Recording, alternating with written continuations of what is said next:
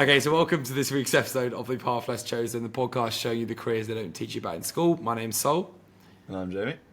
And this week's episode is Jason from Sociable, and he's created a fascinating app. We've already had his co-founder on mic, but Jason provides an unbelievable perspective from a bit more of a technical background, and he's got a great story. Jamie, what can we expect from this week's episode? Yeah, it's going to be another really inspirational one. Very much looking forward to getting this one out. So I think the first thing we're going to get from it is how the app they're developing is rekindling humanity and solving the loneliness epidemic. The second one is that the corporate world can be soul-destroying and blunting of new ideas. And thirdly, why sometimes life chooses the hard bits for us. Amazing. As always, very well summed up. Jamie, let's get into this episode. Well, Jason, thank you so much for joining us. I think the first direction we want to take the conversation in, we saw on your LinkedIn that the tech you're building is all about rekindling humanity. So the first thing we want to know is twofold. Firstly, what do you mean by rekindling humanity, and why do we need to do it? Yeah, start off with a banger. So in my perspective, I've always been quite interested in innovation and technology, and I think there's so many avenues that one can take with that. And oftentimes when we talk about innovation, we really talk about innovation that takes away from our lives. And what I mean by that is, for example, innovation that will take away the mundane work, that will take away the administrative work. AIs are now doing things like FAQs and outreaches and sales calls, the stuff that doesn't necessarily fulfill us, and we try to use that technology to simplify our lives. That's essentially why every bit of innovation that we use, be that ways to cut down traffic with public transport, for example, that's an innovation that will take away that mundanity of the travel time. So I think there's a great use case for that, and obviously it's amazing to give ourselves more free time. But what we really thought was going to happen was that with this free time, we'd be able to celebrate the parts of ourselves that make us who we are, that make us human, those moments that we get to do. People thought that AI would take away the the analytical work and that boring work and give us time for art. But now what it's done is basically become the tool for art and the tool for software development and that creative problem solving, and for video editing. The AI has kind of taken away all the parts of us that we enjoy the most, which, I mean, again, it has its use cases, but I think a lot of people are neglecting the innovations and technologies that can improve our lives, that can add back to it, that can give us back moments. For example, that's what we're trying to do with Sociable is give back, but there's so many other ways that can happen. I feel that there has to be due course where it's great to have one side of the environment building in that way to simplify our lives, but there needs to be another side that's kind of making it a bit more complex and a bit more rich and a bit more depth. So that's what I'm trying to invest in, is those types of technologies that don't necessarily take away but add to and then to enhance. So yeah, that's more or less what I mean by that, is trying to have a different view and not be so myopic about what innovation can be and what technology can be and what our lives can be in the future. Smashed it. So interesting. And then that leads us nicely into people who are listening are probably thinking, okay, what actually is Sociable? So we'd be keen to get the digest on that. Sure. So Sociable is a community-driven, events-based app. That's the elevator pitch in short. But what it is it's not necessarily, I always like to say this as well, it's not really an app. It is in an app at the moment because that's the easiest way to have the movement that we need to move. But if, for example, technologies change, that VR becomes a big thing, then that's where it will be. But Sociable is a technology that brings people together. It finds what we've got, the tools that we've got to make communities easier, to make meeting people easier, to make exploring your passions easier, and basically to enrich our lives from that aspect, to be the tool between, or the bridge between social medias and technology in that space and the real world interactions that we're supposed to have in those types of connections. So it's a way for people to host and attend events, to meet up, to do things like promenade runs or hikes or quiz nights, or for example, we've got people that do stand-up paddleboarding yoga, which, I mean, they just went, how many ways can we possibly make people, put them in a funny scenario, and that's the prime example. So it's just a space for people that haven't been served by what's currently out there and want to fulfill their niches and want to have opportunities to do just that. For context, and we always like to understand it, given that this is all about how people have ended up down a path less chosen, and we happen to have already had your co-founder on as well. It would be good to get your side of the story of How did the Sociable app come about, and how did you end up going full dive into this path that's chosen? Yeah, so as you said, you chatted to Mark, who's my co-founder, and he's a large portion about how we ended up here and where we're at. So a lot of people think that Mark and I went to school together because we're relatively close now, and it's not quite the case. We actually were at different schools. We just kind of knew each other mutually through other friends, and we didn't necessarily get along, but the one thing that we did have in common was business and ideas and that type of stuff. So even throughout our school years and into our first years of university, the one topic that we always spoke about was a business idea. I'm not sure if you had a chance to meet Mark properly, but he's a dreamer. That's it. His head sits in the clouds, and it's the most amazing thing because he comes up with all these ideas. 90% of them are absolute crap, but those 10% are the ones that will do amazing things. So I'm the guy that found those 10% in the 90%. So he would always throw a whole bunch of ideas at me, and then I would synthesize down and be like, that's a bad idea, this is a great idea, and this is one of those. So I was in Stellenbosch at the time. I'd moved from Durban to Stellenbosch to do my honours, so I kind of missed out that whole orientation week, which is a large portion of where you meet people at university, as those early stages. And coming in 4 years down the line, I'd kind of missed out on all of that. And at the same time, Mark happened to be in Brisbane in Australia doing his studies, so he had basically missed out his entire life growing up in a place to meet people. We were both just chatting about it, how we could. I was trying to find a touch rugby group, and I had to ask around to a million people. It felt like I was pitching, basically, so I could even just play a sport. And eventually I got added to a few WhatsApp groups, and then those just become cluttered with memes and people arguing and people leaving and not meeting up. And it was just frustrating. And chatting to Mark, he was experiencing more or less the same thing in Australia. So we thought, there's got to be a better way to do this. And that's kind of where the beginnings of this idea came from and ran to. It was for a personal need. Specifically, we actually intended to build it for university students at the time, because that was our problem we were trying to solve. So yeah, that's how the idea came about, was for personal use case, for something that we thought could be done better because we needed it to be done better. And yeah, that's kind of the beginnings of our business. And I think so many people have the problem identification in entrepreneurship and realize there's something they need to solve. How did you move from problem into being like, we're doing this, we're going and starting something? That's a great question. I think it spoke to me on a base level where I felt the need was strong enough and I could see the need in other people, that it drew me into solving it on a larger scale. So it wasn't just a quick fix, and it was also not something that I saw was being served in the correct ways. And I think there was enough technology around there or solutions around there adjacent to what we were trying to do, but not serving it in the right way, that it was only going to pull the market further away than what was needed.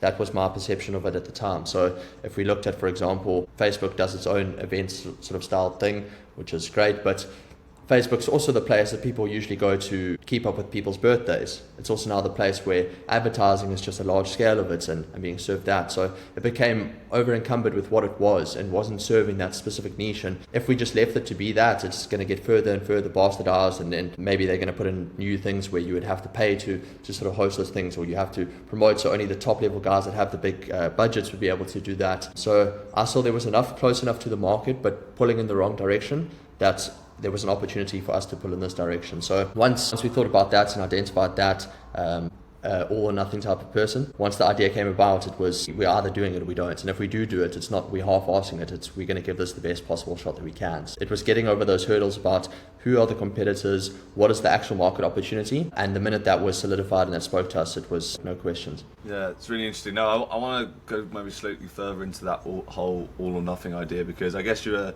studying business development at university already, so maybe always destined to go down that kind of path. But then it was really interesting how you said on the voice note, how you kind of said to Michael, look, do you believe in this? And I'll drop everything and we'll go for it. And I think that's a really interesting mindset to have, that a lot of people wouldn't really dive in on kind of risks like that, where they put all into it. So just maybe to explain, what were the kind of push and pull factors? Was it the trust of Michael? Was it the conviction in the idea?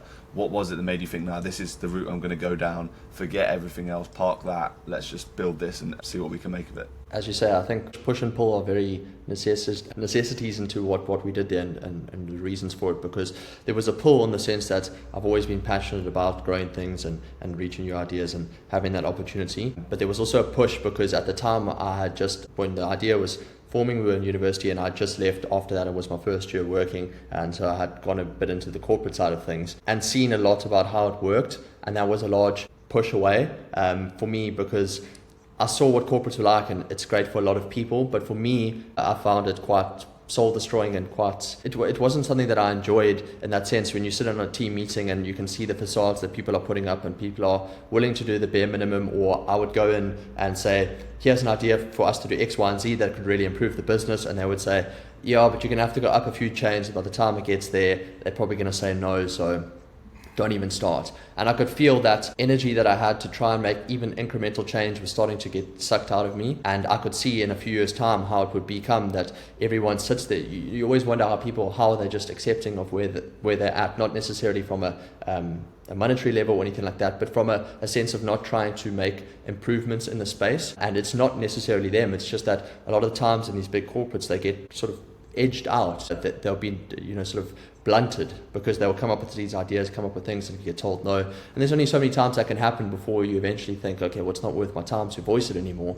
And then at that point, you've sold that last bit of yourself and you've accepted where you're at. And at that time, even now still, I'm not quite ready to settle into where I'm at. I feel like there's still a lot for me to do and a lot for me to grow. So it was a case of being pulled by the vision, but also pulled by a learning experience. University is great, but it didn't really teach me what I needed to learn. And this was now an opportunity for me to learn as much as possible and to not stagnate and grow into it from what I had seen in that part of the industry. Yeah, I think amazing answer. I mean, we try not to be too like corporate bashing, we always say, right, Sol? But like, now we're allowed to be. Now I've left. No, we're allowed to be.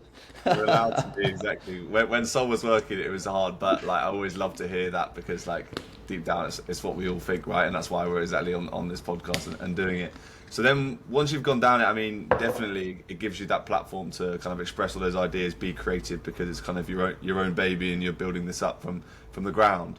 Along the way, has there ever been like such challenges, such stresses where you've ever regretted it and considered actually kind of more normal path might have suited me better? It has been times where you accept the struggles, and they are difficult, and they do put you in positions. I'm not here to say that it's smooth sailing. It's definitely not. It's not for the faint of heart. As much as I love entrepreneurship and I encourage it to people that want to go down this path, it's not something that I feel we should hold on a pedestal as this bastion of things that everyone should be doing, and that it's easy and that it's always fun. It's a lot of hardship and a lot of struggle. It's not that it's ever caused me to think, oh, I wish I'd gone down that path, because even 5 seconds looking back at where I was, I would choose this 10 times out of 10.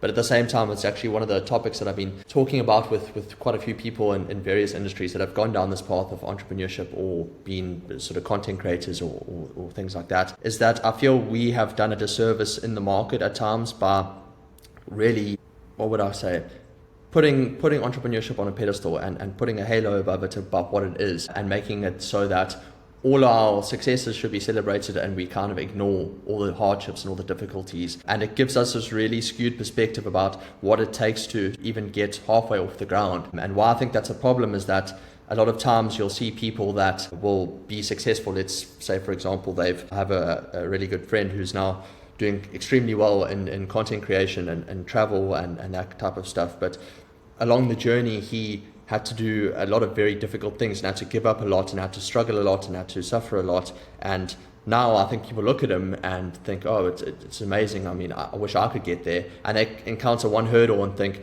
okay, well, this is clearly not for me, because for him it was so easy. That's how he got there. So I encountered this. Clearly it's the universe or something saying I shouldn't be on this path. I'm on the wrong one, and they give up. And that's our fault for not highlighting the difficulties and the hardships that are encountered here. I think it creates a sense of the minute someone faces even the smallest version of that, they think that it's a sign that this is not for them. But meanwhile, a large majority of people that have gone down this path have faced those exact issues, but oftentimes don't talk about it and don't talk about the struggles. And I think it's a big thing that we need to change in the industry, is not necessarily to always highlight our successes and our outcomes, but to also talk about what it means to be on this journey and to be real about it. Corporate work has its own struggles, which we spoke about, but it's also very safe and secure. It allows you to plan your life ahead. It allows you to have fixed working hours and have leave and have that kind of stuff, which is great. And then entrepreneurship doesn't have that. It has no set hours. Sometimes the money is very lumpy when it comes in. You don't know when it's going to come in. You have problems that you don't necessarily know how to solve, and no one's there to help you.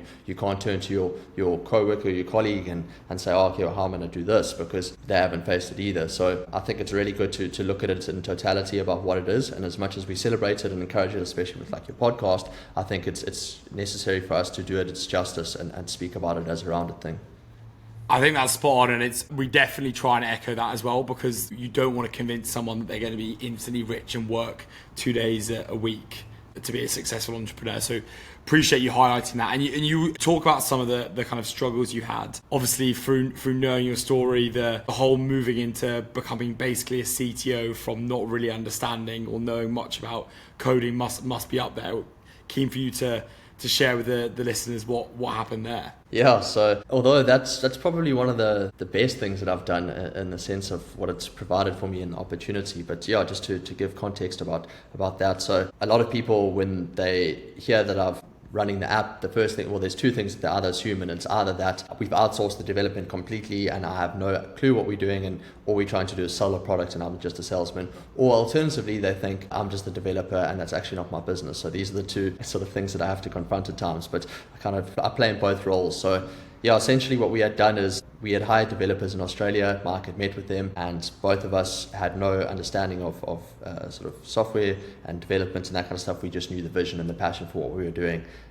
We hired them, and they weren't necessarily too expensive, which in hindsight, I always say now, this most expensive cost that you can have is a cheap developer. Or again, in the same sense, the most expensive cost is a cheap lawyer. It's going to cost you more in the long run. So those are two words of advice that I would give to people: is don't try and skimp out on that. It's going to cost you way more to fix it later down the road. So we had done just that. They were juniors, so I can't hold much against them. But they had made a lot of promises to us and a lot of deadlines and timelines that we had put our whole go-to-market around and missed quite frequently on these things. So for example, we had done nationwide launches. So we had done one in Durban, Joburg, and then Cape Town was meant to be our massive one for beta, where we were going to get a couple thousand people to sign up off the bat and get tests done. And we had booked to stay in like villas here and flown people out for competitions to come to this launch event. And as I arrived in Cape Town one day before the launch event, I got a message from the developer saying it's not going to be ready. Cost that we'll never essentially recoup from that. And it was basically saying we're going to start from square one, essentially. And now we had burnt a lot of goodwill with people along the journey. So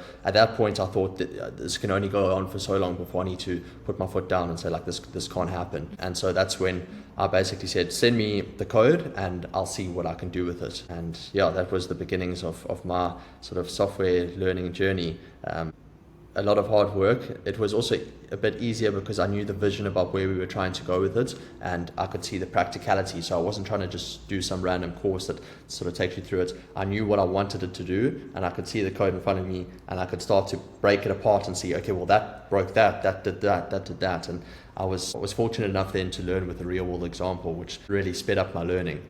And for me, if you're going to go into a technology-based business and found that, I would say that it's always crucial to have someone on that founding team that understands technology from that aspect. I don't think you should be outsourcing it completely. And why I say that is because people in the space are very opaque about what's going on. They like to use acronyms, they like to use over-verbose language to confuse people, and then they like to hit you with an invoice just for that. And if you don't know what you're doing, it's very easy to become manipulated by that and pay a lot for that, for work that's not necessarily, it shouldn't cost a lot just because you don't know the terminology. So even just having that raw base understanding will allow you to, number one, understand where you want to take this, but also to do so in a cost-effective manner. So I always say to people, just have that understanding, even the base one, just so that you can communicate your ideas and get it done properly, and that there's transparency, because a lot of the time devs are not great communicators, and business people are not great software developers. So, I mean, just for example, there's a few bugs that I've encountered in the app or like solutions that I'm trying to figure out, and in development they call it rubber ducking. So essentially you have a rubber duck on your desk and then you talk to it so that you can speak out your problems and find a solution. So it's a word that they use, even if it's talking to a friend about it. And I used to do that with Mark. Obviously he doesn't know software at all, and he would just say, oh, why can't you say if this then that? And I'm like, if it was that easy, I would have done it already. Like, you know what I'm saying? So, but in most people's minds, it's nothing against him. He's just not in development. But in most people's minds, it seems that easy until you start to understand the complexities. And even having the base understanding of that will allow you to communicate with people a lot better and get your vision across the line. Fascinating, and like such an interesting mix of worlds between the software and the kind of develop the sales, the building type people. It's and you mentioned on the voice note as well that we listened to before this that, you know, you kind of miraculously were doing 10 times or was it 100 times the amount of changes at the rate that you were paying the software developments to do it, and you were starting from almost no knowledge of what you were doing. Yeah. So it was, I can't remember the exact, but it was to the point that it wasn't even comparable, the amount of work that I was putting up. And I also need to caveat that with saying they were getting paid a set salary, and in hindsight, now that I've run freelance work, I couldn't expect them to be working the way I was willing to work, but at the same time they just weren't delivering. So I mean, I can't hold that too much. But yeah, it was a lot of hours for me learning at the same time and getting changes out. But I was really spurred on about the vision of what we were building and pushing it out as well as I possibly could. And I think it also comes down, when it's your idea, you really have an attachment to it to make it reach the levels that you see in your mind, and to do the stuff that you want to do, and to expand on it, and to make your vision come to light. So I did have that behind me. It was, yeah, as I say, a lot of long hours, but a lot of amazing opportunity to learn. Yeah, no, incredible. I imagine it was definitely easier to dedicate yourself to it because it was all for your idea, right? And developing that probably wouldn't have been where you're doing it for a corporation, for somebody else. You wouldn't have put those hours in. But amazing how you kind of learn on the job. And I wanted to understand a little bit what your thoughts were on the balance of prior learning skills before you go down something like this versus just do it, learn on the job, learn from the mistakes as you go. Like, what kind of weight would you give to either of them, and would you advise someone to just go for it and learn as it comes, or get that experience beforehand? I think there's probably some great benefit into learning beforehand, especially, I mean, in any industry, but in software development, a lot of the skills that I didn't learn were best practices in terms of structure, in terms of learning how to work within teams and software. It's not something that I had to learn because I was just Lone Ranger the entire time. And then sort of migrating out of that, when I started working with a few more people, it was one of those skills that I had to then learn again. There's probably some costs that were incurred in terms of hours having to try and rebalance to make it work for other people, and those are skills that you could probably only get either in a corporate position or obviously in your formal studies. So I missed out on that, but at the same time, there's always that saying of some of the greatest benefit is not knowing what you don't know, because when you start to understand the sort of complexity of it a little bit more, you become daunted and you sort of put yourself off. But when you don't know how much you don't know, it's pretty easy to just go at something because you're like, oh, it's not too bad. Even now I've gotten into a position where I kind of know a bit too much that I don't take on certain tasks, or I'm like hesitant to do it because I understand the grandiose nature of them, which is not always good. Ignorance is sometimes bliss, and it takes that risk that we sometimes don't want to take because now we can understand the scale of the risk. So I think going at something, I mean, depends on your ramifications of the outcomes, but if it's not going to really burn down the world, I would say go for it in as far as you can. Take it as far as you could possibly go, because you'll learn so much by just getting started that you'll never learn in a textbook, that you're never going to learn on a YouTube course. Actually just getting stuck in and seeing how it works in that context, in that environment, in that country, in that space, and whatever it might be, can only be learned by practical application. And I think it's the best way to learn, is just getting completely sucked in insofar as you can. And then if you get stuck, ask for help and go from there. But if you're just waiting for the perfect time to understand enough, especially in technology, that's probably the worst thing that you're going to do, because there's always changes, always innovations. You're going to be constantly reading new documentation the entire time, and there'll never be the perfect time. So getting started right now is the best thing to do. Yeah, such an important message, 100%. And then to move on slightly, but I think it's a question around a lot of like the underlying messages that you've mentioned on a few answers that you've given already, is the kind of cost around things. And just for pure transparency, whatever you were able to share really right from the start, even when you were running like those kind of giveaway competitions and stuff, which must have been a decent outlay to yourselves already, and then you've got to pay your own bills as well personally, as well as getting this business off the ground. How did the finances work around there? Did you go and do a fundraising round, or what was the backing behind it? So in the beginning we didn't fundraise, we bootstrapped the process. Myself and Mark bootstrapped the process. So it was a lot of working, putting money back into the business, working, putting money back into the business, and just trying to balance that out. We did eventually start running a few of our own events through it, just for a couple of reasons. One was to test the app so you want to say Jason, something? just sorry, you caught me there. I'm so interested to know, because I think so many people would love to know how. So you bootstrap that with, was it basically corporate work, freelance work? So at that point, I had been in corporate for a bit, so every sort of cent that I earned from that was plugged back into the business at that point. Yeah, so it was working per month, getting that cash in, putting the cash directly into the business, up until the point of it sort of balanced itself out, and we paid a majority of the costs off at that point. And then the cost, because I started learning the software development, that's a huge portion of cost to a tech business. We saved on those fees. I mean, you could talk about opportunity cost in the hours that I've spent that I could have billed out for, but that's not even worth going into, because I mean, that's going to be exorbitant. But yeah, it was essentially just earning to put back in, earning to put back in, earning to put back into scale. It's probably the best thing that we could have done at the time, because there was still a lot for us to learn. And I feel if we had fundraised at that time, it would have been squandered. I feel we were too naive and too immature to be dealing with that in the first initial stages. We hadn't pivoted to our core understanding. I think we were still quite murky in our total vision and our clarity on that, which has now come with time.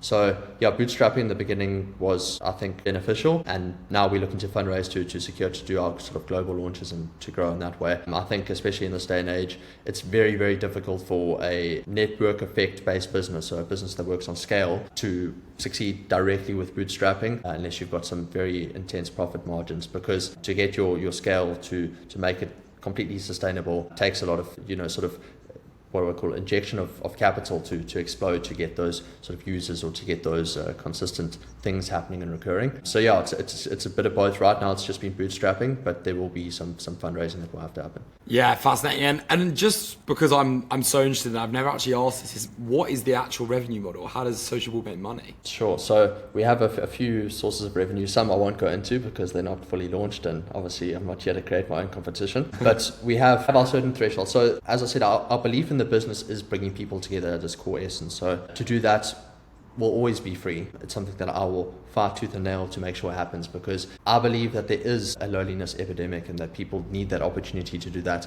And if I'm here to try and monetize those people, then I'm not building the business that I truly want. Now I'm trying to monetize suffering. So for me, that's not happening. So if you want to just attend events and that kind of stuff, completely free. And if you want to host events underneath 20 people on capacity, completely free as well, because those are people that are just trying to build their core communities and to feel something and to experience that sense of community. But over 20 people, it's when it starts getting into you probably using this business as a way to make money for yourself and to grow. And if you're making money, we're still a business at the end of the day, and we need to be here, so we share in the success. So we do have a subscription model that basically allows them to have those over 20 people, and with that you get a whole bunch of other features. You get your banner events to stand out on the feed, you get promotional images, you get recurring events, all that kind of good stuff. So that's a subscription model. And then they can also do paid events as well, so you can pay for access through the platform, and with that then obviously we just take commission off sales. And then, as I said, there's a few other models in the background that are to come. And yeah, so there's quite a lot of different sources of revenue, obviously all directed through the platform itself, but a little bit diversified as well, so we're not too reliant. Love that.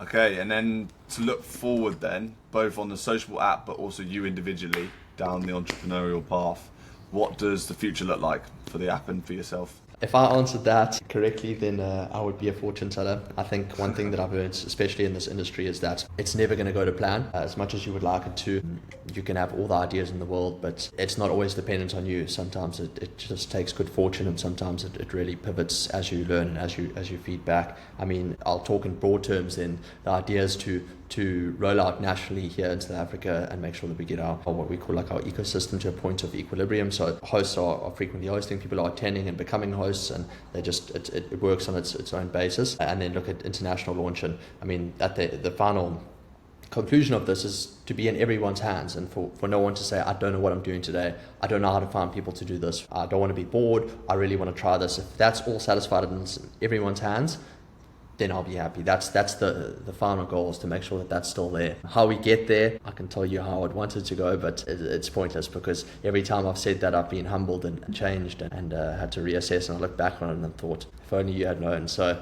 yeah, that's probably the best answer I can give. And what about for you personally? Is there other business ventures, or is it everything just for this for now, not looking beyond that?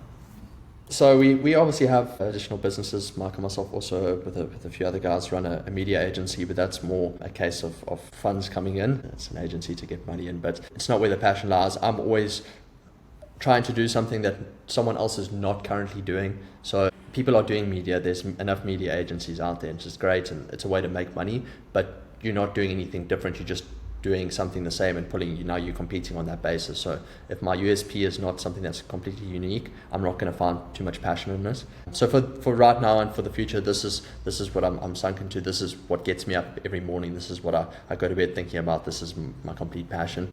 And yeah, I think it will be until the final conclusion. I think that's what I'm going to sink into this until it reaches the levels that I'm happy with. And it's still something that I believe in fully. I'm not necessarily driven directly from money. It's more fulfillment for me. So until I've fulfilled what I want to do, I think this will be it. Love it. So good to hear. And no doubt that you will be putting that off, and we'll be walking around the UK and Dubai and Australia with Sociable in our hands for sure. Looking forward to that. Until then, Jason, looking forward to watching the journey. But we ask every guest the same last question. So if you were to go back to a time, maybe when you were kind of in the depths of trying to learn the software development, or in that corporate job feeling unfulfilled, what is one thing you do the same? What is one thing you do differently? And what's one thing you tell yourself to motivate yourself? I would do everything the same. I don't think I would change it, because I think the the hardships that we faced are probably the biggest blessings that we've had. It's forced me to become a better person, a different person. It's forced me to, I always talk about the sense of, if I was to set a test, or anyone, for example, was to set a test for themselves, like let's say at university and school, if you were the teacher for the day and they said, set the test and the whole class will write it, you will pass that test 10 times out of 10, and you'll probably get close to 100%. You'll get close to that, because you'll set the test about everything that you know. Of course, why wouldn't you? That's what you want to do. You want to be fulfilled. So it should be such a blessing when someone else comes in and puts something else in front of us that we don't know, that forces us to grow. Because if from the first day of school you were the one that set the test, by the last day of school when you matriculate, you'll probably know exactly the same stuff, because what would force you to learn? You pass in the entire time, and you don't want to fail, so you would never put yourself through hardship. And I think it's one of those things that oftentimes we say we would choose hard, but we don't. We choose easy every single day of our lives, and life chooses hard for us. So when life does choose hard, I think it's one of those things that we should be extremely grateful for, because it's taken it out of our hands, and it's put us in a position that what is where we all grow, it's what will grow us, and done so in a case that says, like, I don't care for you. So I'm trying to now be grateful for everything that's a bit difficult, and say thank you that I'm in a position to go through this, because it means I'm strong enough to get out the other side. It means that other people can possibly learn from what I've done and go through their own problems, and we can sort of help our community through that way. So I don't think I would do anything differently from that aspect. I think I would try and do it all the same. The one thing that I would probably change slightly would be I would document it a bit more. That's one, I say regret, it's not really a regret, but because I can start now, but we didn't document enough the journey in the early stages, possibly through ignorance, possibly through just the technology wasn't as plentiful back then, whatever it might be, we just didn't really do it. And there's a lot of the journey that's sort of now either sitting here or in the ether that we'll probably never remember. And I think it was interesting to see those times, to see, I'll probably even in a few years' time have to think back about it, but to see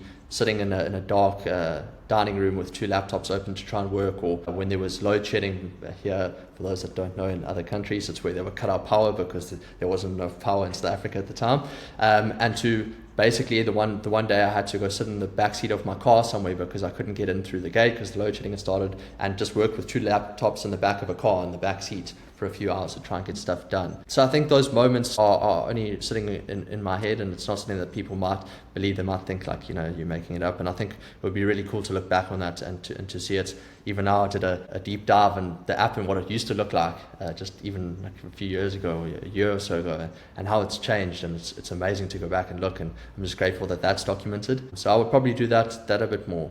And in terms of the motivation, I'd probably say you don't necessarily get to choose the content of your class, but you get to choose the lessons that you take from it. So you can't really say what's going to happen in your life. Again, if we had full control of that, it would look very different. But you can choose what you're going to learn from it. You can choose what you accept from it. You can look at it as that was absolutely horrible, or you can look at it as an opportunity and say, like, that's where I'm at. So for example, right now we're busy doing our fundraise, and I'm quite an introverted person by nature, but it's forced me now to get on stage and to pitch and to try and be as outgoing as possible. And fundraising is not for the faint of heart. It's a difficult journey, a lot of conversation, and times it goes on what feels like too long. And I've heard that from a few people, that whatever you think you're going to do it, and add yourself a few months to fundraise from that, because it's one of those things. And there's times where I've thought, this is like such a painful journey, and I'm so frustrated with it. But then there's also times where I say, because it's so frustrating and so difficult, it's forced me to do things to make it happen that I otherwise wouldn't have done. I would have probably not gotten on stage before because the need to do it wasn't strong enough that would have forced me to be there. So instead of now looking at it going, this is so difficult, I can look back and say, well, at least I've learned a lot. I've learned to public speak a little bit better. I've learned to be a bit more patient about things. It motivates me that there's still so much learning that I can do, because every time I think, I'm at a position now where I've learned enough and it's time for me to go on to the next stage, and then I look back a week and think, shit, I've learned so much just in that week alone. How could I have thought a week ago that I knew what I needed to do? So I think the motivation that I'm still learning, and there's still more to learn. I would wake up and say, you don't even know where you can be in 2 months, let alone 2 years. Learn more. It's your opportunity to do it now. Your overheads are low, your responsibilities are low compared to what other people have, but your potential is high, and just keep pushing as far as you can until you can't anymore. Unbelievable. Yeah, it's so good to just hear. Like, it's an incredible mindset, and I think that's why there's no doubt, I have every faith that what you guys are doing, you're gonna rekindle humanity, to put it in your terms. But I mean, it's fascinating to actually get inside, like the way that you think about it, the way you've approached it, and everything that you're doing. So yeah, seriously impressive and very inspirational. So thank you so much for sharing that, Jason. We really appreciate it. Thanks, guys. I appreciate it. Okay, so unreal episode from Jason there. Knew it would be an absolute banger with a lot of inspirational and insightful quotes from the man. Jamie, do you want to fire off with the first takeaway? Yeah, no, really good to listen to, plenty to take away. I think probably my first biggest takeaway was the fact that a lot of people don't speak about entrepreneurship honestly. And I think that's so important for like a kind of transparency for anyone that's looking to go down it. It's not always easy, and I think Jason shone a light on that quite clearly. But he said that often what happens, particularly in I guess the modern day and age of social media, etc., is that we put entrepreneurship on a pedestal, and everyone sees it as like, this is the end goal, this is perfect for everyone. Whereas he said, no, actually, not everyone is kind of cut out to be an entrepreneur. Then it's not going to fit with everybody. So if you are considering going down a path like that, you need to understand that there is a lot of hardship. Not everything is going to be dead easy, and actually you might not just be the right person to go down that route. So you shouldn't just look at it like it's for everyone. 100%. And I think we've said this a lot, but he is testament to that story of it being like, it suits certain people, but for certain people it's like, okay, let's not glorify this. From my perspective, so my takeaway was the amount of times that he mentioned fulfillment versus when someone might mention money or might mention kind of like status. And for me, that is such a driving factor that keeps him going. And I love, like, it's so nice to hear that from someone. So really having that fulfillment in your job is going to help you get through the times when he mentioned working in the car and the darker times of the doubting yourself it's going to work. And I think really that's what everyone's looking for. If you're looking for money, you're looking for status, the end goal is still a sense of fulfillment, and trying to get to that point is going to really help a longevity of a business. Yeah, no, absolutely right. I think you can tell that he's driven purely by the fact that he believes that this could really make a difference to humanity rather than anything else. And that's his kind of motivator for it all, which was great to hear him speak about. So definitely really interesting takeaway. Final takeaway from me was the idea that, well, I asked him the question because I was really interested to kind of understand, he went like learn app development, etc. himself, which is a crazy thing to learn, particularly when you've already made that decision to go down that path and you were already outsourcing it. He was like, no, I'm just going to take this on myself. And I think his best response to that kind of question was around how you just learn best from getting started and from the actual practical bits. And I couldn't agree more. He did make a really important point, which is absolutely crucial, that it depends, of course, on the ramifications of if you make mistakes. You can't be a surgeon learning on the job. That's an absolute certainty. But in the business world, you can just take the leap, go down that route and start just learning and doing the practical things. Yes, you're going to make mistakes along the way, but as he said right at the end, he would never have changed any of that because he thinks it's so important to where they are now. So 100%, I think that was a key takeaway for me, is just learning on the job. Agreed. And then to wrap that up, the first one was being don't glorify entrepreneurship. There can be struggles. The second was fulfillment is a very important aspect of building something and finding a job that you love. And then the third is bias, moving quickly and just getting things done over anything else. Very good episode. As always, loved getting the Saffers on. They always play up to their reputation. And yeah, appreciate you listening to the end of the episode, and we will catch you next week.